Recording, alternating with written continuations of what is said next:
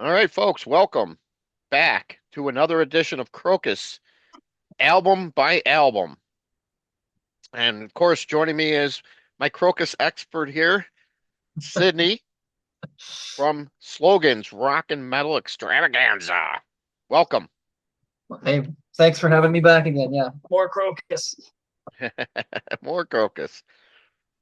All right. So we're now on pretty deep into this here now. I can't believe it.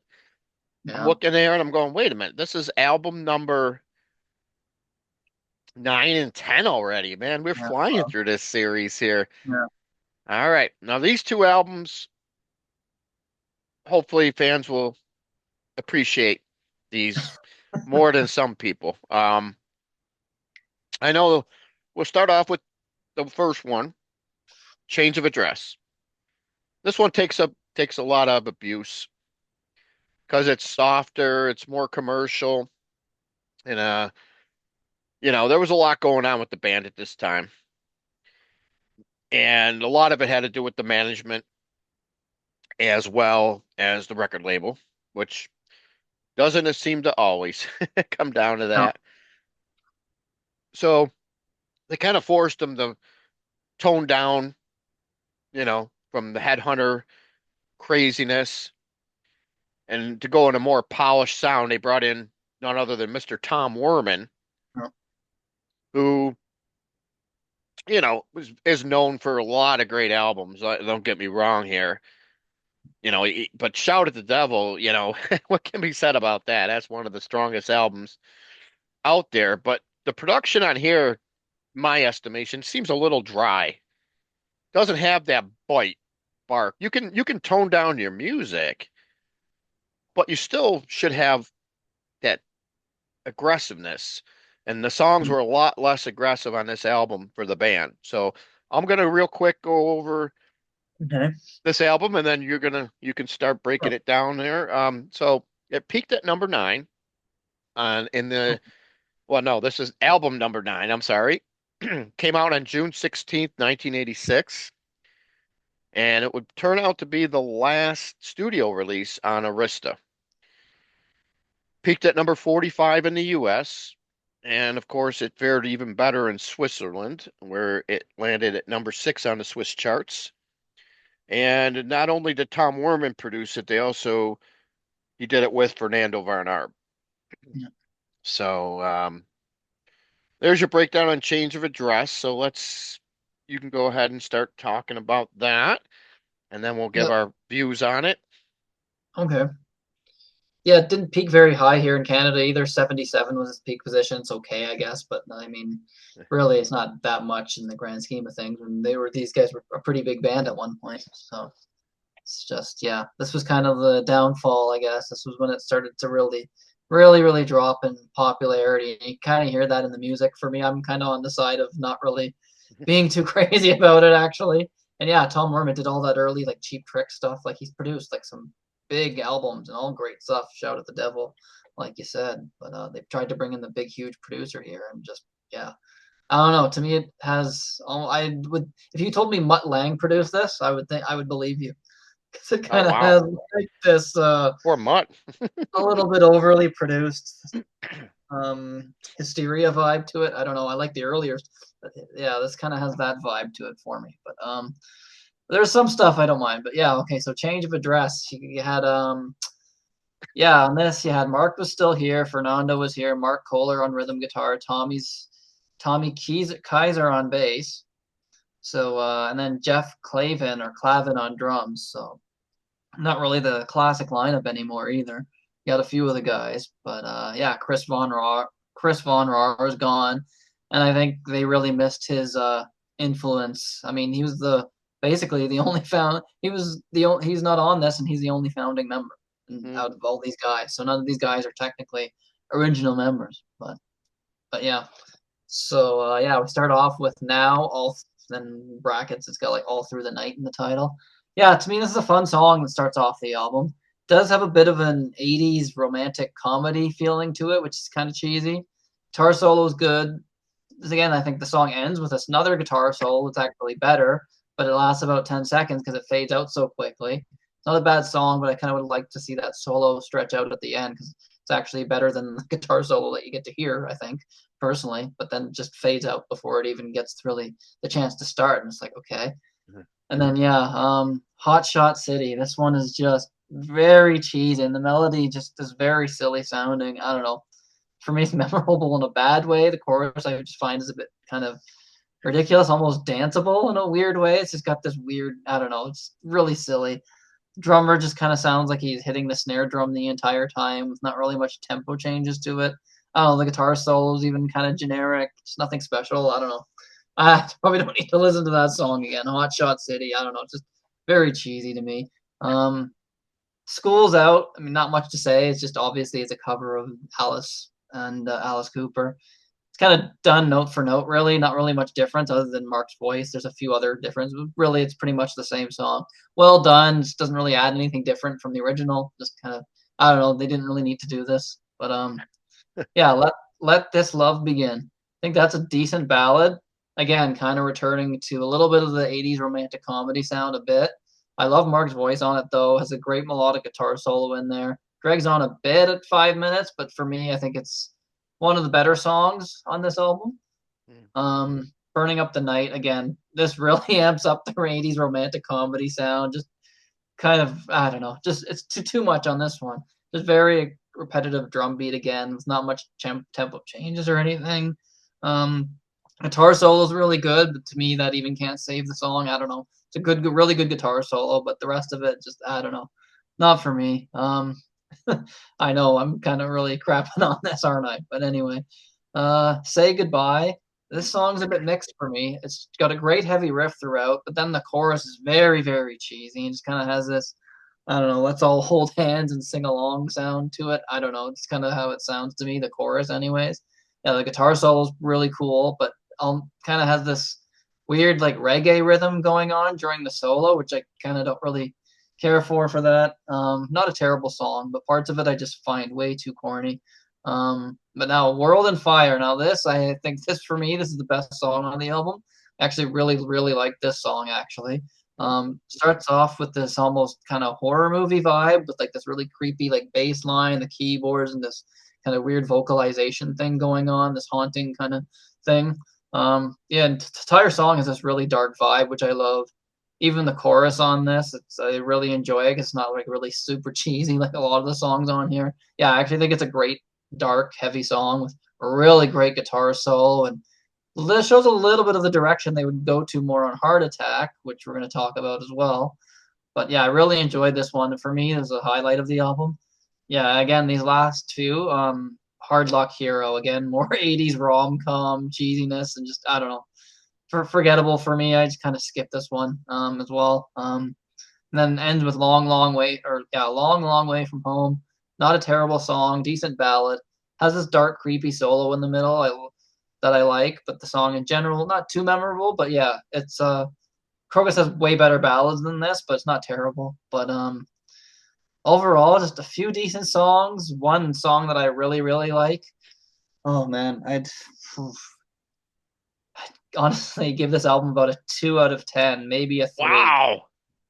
For me, it's the weakest in the catalog so far. Just chasing too much of this, trying to maybe get their songs in movies. I don't know. It's just I don't know. To me, it's just very cheesy, and these I don't know. These every drum beat kind of sounds the same on every song to me. It just I don't know. I think they're really missing Chris and his input on this. Mm. So I don't know. They lost a lot of their sound with Chris. I find. I don't know. That's just me though. I guess I don't know. Maybe you have a different opinion on this, but I hope you Oh don't like yeah. love this and it's like your number one album of all time after I just said all that. All right, well, Yeah. I got a different take on this album. Okay. Obviously, I actually bought it in Canada, believe it or not. There Sam you the go. Record Man in Toronto, 1986. I'm the record, of course. Exactly. So, yeah, yeah, there's a few things on this album, and mostly on site too. That's a little.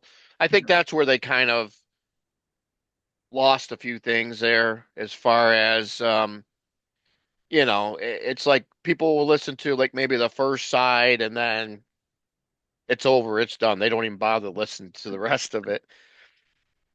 But I remember when I interviewed Mark, it seemed like he couldn't think of a song off the album, but then he remembered "Say Oh, Goodbye." It was funny. really? Okay.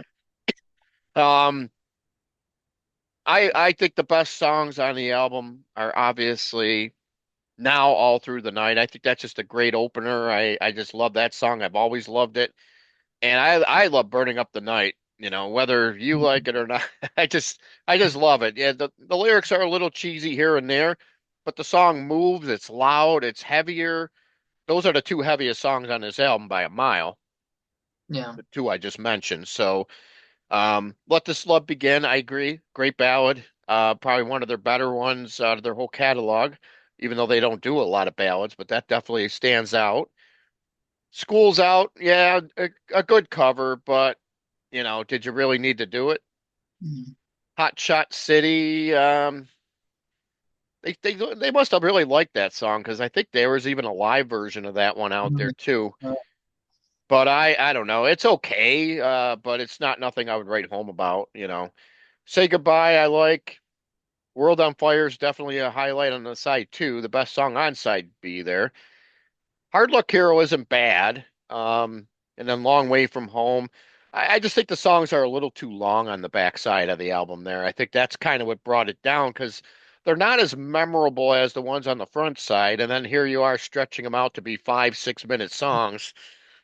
What else can I say? But as opposed to your 2.0 out of 10 there, I'm gonna give this one 8.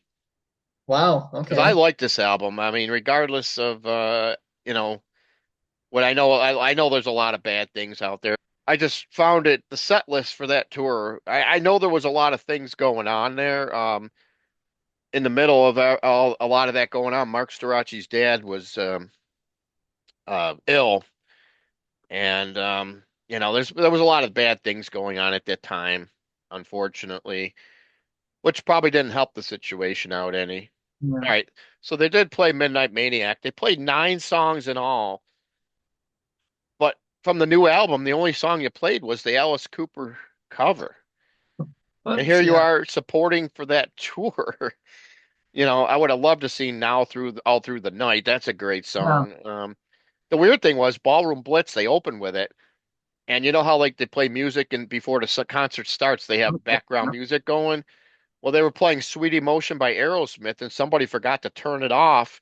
And they're coming out there playing Ballroom Blitz. Storaci's yelling, "All right, now let's go!" And you can still hear the Sweet Emotion playing Funny. over it in the beginning for the first 10 seconds. It was kind of weird. I still remember that like it was yesterday. It Funny was, because the band Sweet did Ballroom Blitz originally, and there you go. Like yep. Sweet about. But yeah, Oh, just a overall weird time for the band. And, like Mark Storaci said, that for him personally, the best time he's ever been on stage, out on the road. He calls it the Def Leppard Pyromania tour. He still considers yeah. Pyromania one of his favorite albums of all time. So I mean Okay. that's a high praise coming from another band, especially all the problems that Def Leppard and Krokus Yeah. ended up getting involved with over that. But no hard grudges. It sounded like everything's, these guys all respect each other now and everything. So, but yeah, great album. That was the first time I ever got to see him on tour, and I did get to see him one more time when they came in '05. So Okay. at least I was able to get 2 Crocus shows under my belt here. Nice. All right, so now that moves us over to Heart Attack. Their 10th studio release came out in March the 25th, 1988 on MCA Records. It peaked at number 87 in the US. So they went from 45 to 87. Number 5 in Sweden. So they actually had a better luck on that one. And this one was weird. It was produced by a couple guys called the Long Noses. And of course, what we're referring to there is Yeah. Fernando von Arb and Yeah. Chris von Rohr. It Yeah. marked the return of Chris after he left the band for a couple years. And the engineer on this album is probably one of the reasons why it sounds a lot better than Change of Address was Michael Wagner from Double Trouble Productions. He produced so many, engineered so many of the hard hair bands from like the middle '80s, like Dokken, and Yeah, list is endless. But you could tell definitely that this album had a lot more bite to it. yeah. Take her away. No, so I really actually, it's oddly enough, this is the first Krokus album I heard, which is very strange because it's not one of the ones when people think of when they think of Krokus, they're not going to think of Heart Attack. Pretty much forgotten for the most part. Like I don't even know if they, I think Rock and Roll Tonight they play live still. It's that they play, but everything else not really. But yeah, it's one of the first albums I heard because it's actually from my dad's collection that I ended up getting when he let me have his CDs in his collection. So this was the first one I had. It's actually the only one he had on CD, so that's the one I heard first. So I know a few of the songs on here that stuck in my head when I listened to it. But yeah, so Heart Attack. Yeah, again, Mark Storace again. Fernando's on here. Chris Von Rohr came back, so it was cool to have him back in the band again. This was somewhat of a reunion. Mark Kohler still on guitar. And then the only album that Danny Crivelli, I'm not sure how he pronounces it. Yeah, he played drums on this. But again, it's weird with the instruments because yeah, Chris is listed bass, piano, percussions, drums. So who knows who's doing drums on what songs? It's always very kind of confusing with that because it seemed like they always had two guys that played drums. It's Yeah. like Chris couldn't help himself but play bass and drums. Yeah, it was weird. They got like three guys playing bass and drums actually because you got Mark and Fernando. Mark Kohler and Fernando are both credited as bass and piano too. So it's just weird who's playing what on what song. It's very difficult to figure out. Like unless you really know their sounds and stuff and knowing who's playing what, it's Hmm. really hard to know who's playing what. But yeah. So we'll get into the songs here. We got so Everybody Rocks. Yeah, this one starts off really dark and creepy with sounds like a heart beating. I mean, it makes sense because it's got the. I thought that was clever. Kind of started off with the heart beating at the beginning. And then yeah, it launches into a like you said, funny you mentioned Pyromania, and that makes sense then when he said that's like one of his favorite albums. I hear a very Pyromania era Def Leppard sound on this song. The main riff even sounds like rock till you drop. It's I still think it's a great fun high energy song, even though it kind of does borrow a lot from that. But yeah, it's a great song to stick us to kick off the album strong. I always like this song, just a great party rocker.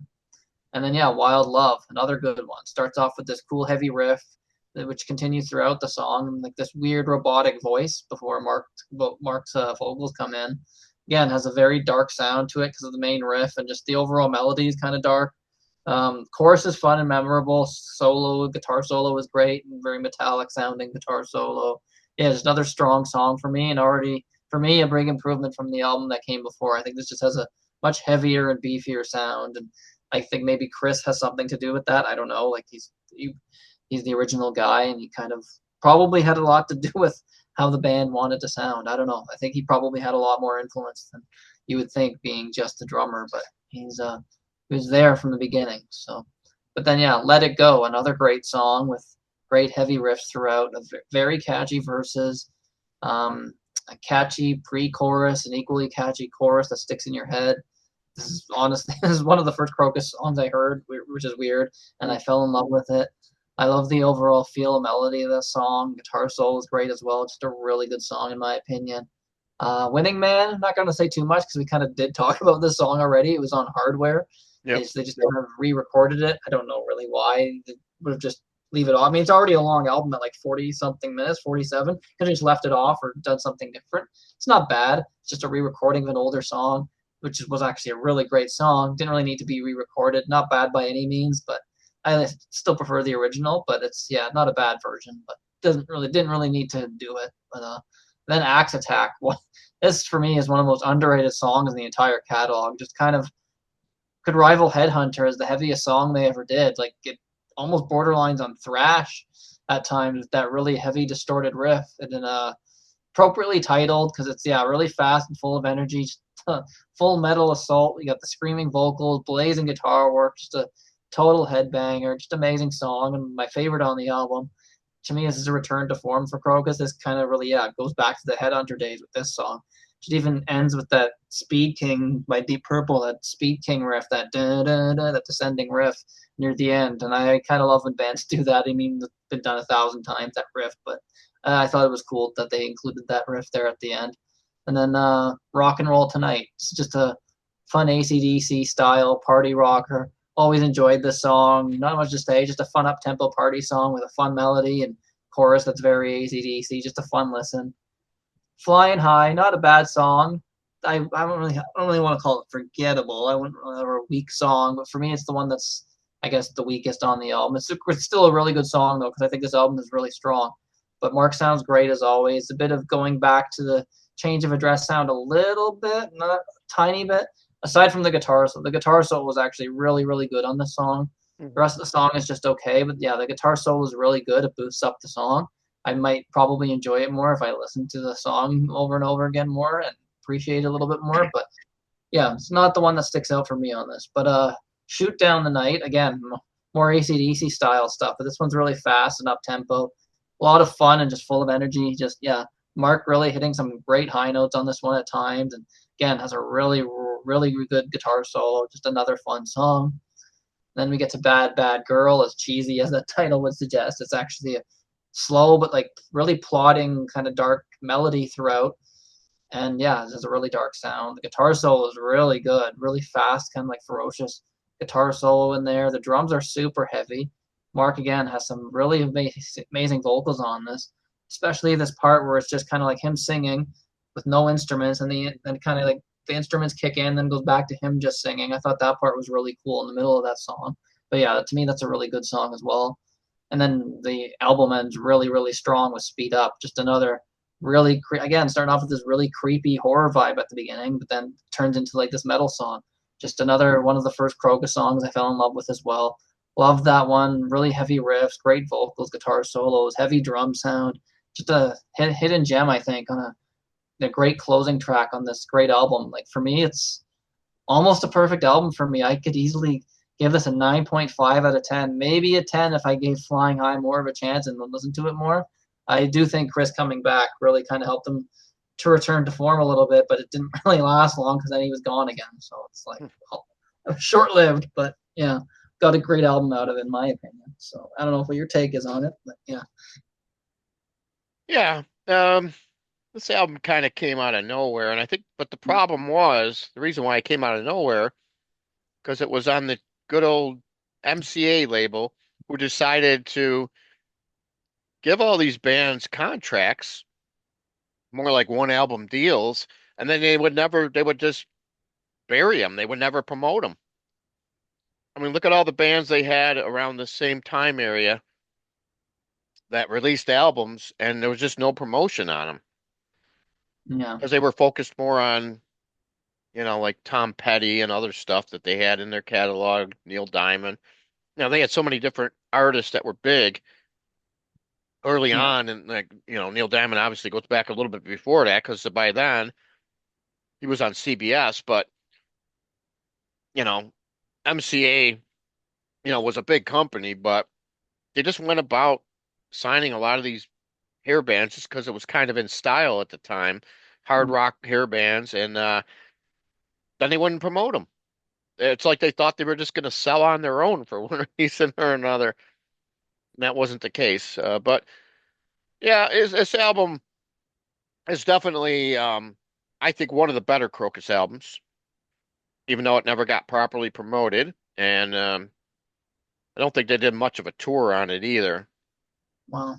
I mean, they toured, but I don't think, it wasn't like they were opening for somebody in the Yeah. States, like they did for Change of Address, where they were opening for Judas Priest. And that's probably where they needed to be. They needed to be like a opening band on a big bill, but they were just doing, I think, small club dates or something. So yeah, Everybody Rocks. Good way to start the album. Let It Go, cool song.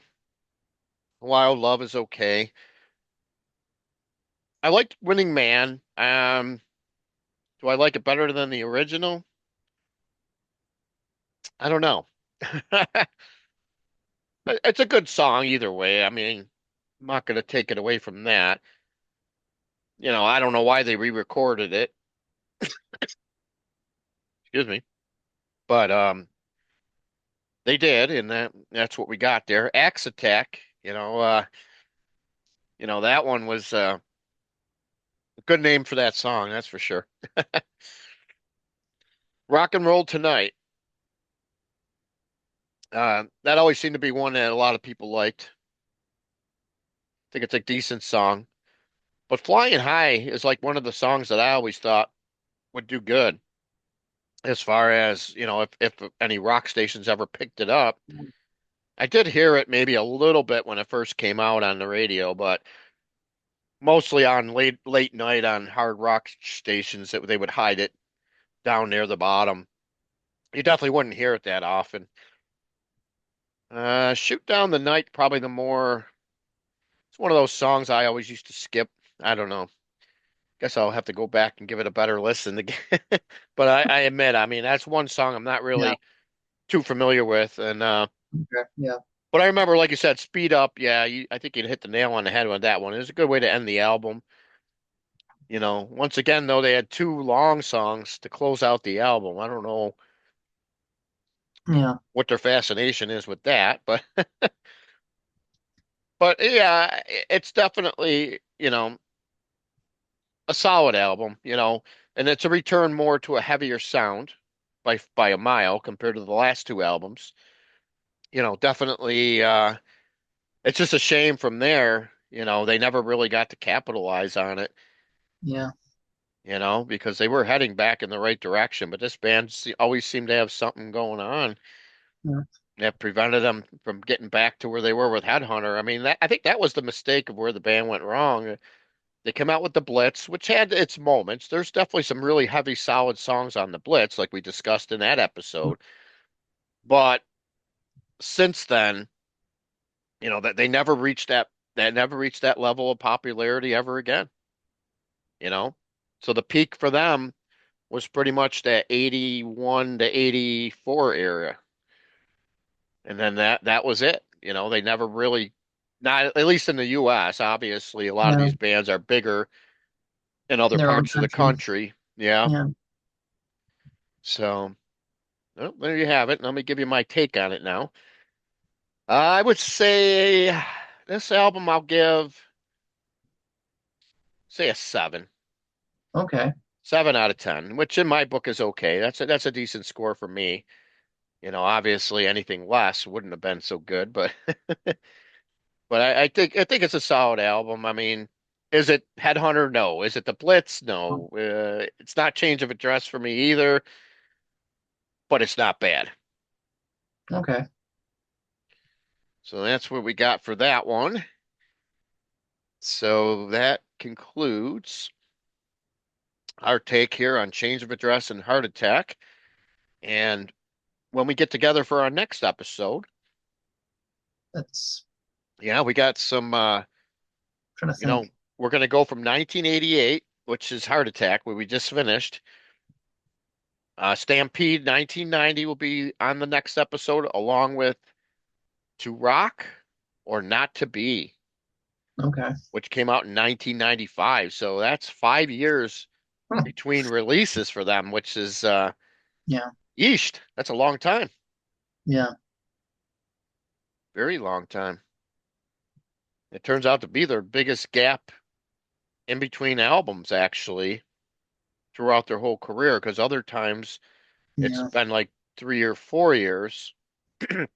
But obviously, if they release one more, then Yeah. that would definitely change. Because the last real Oh yeah. studio album was Dirty Dynamite, which came out in 13.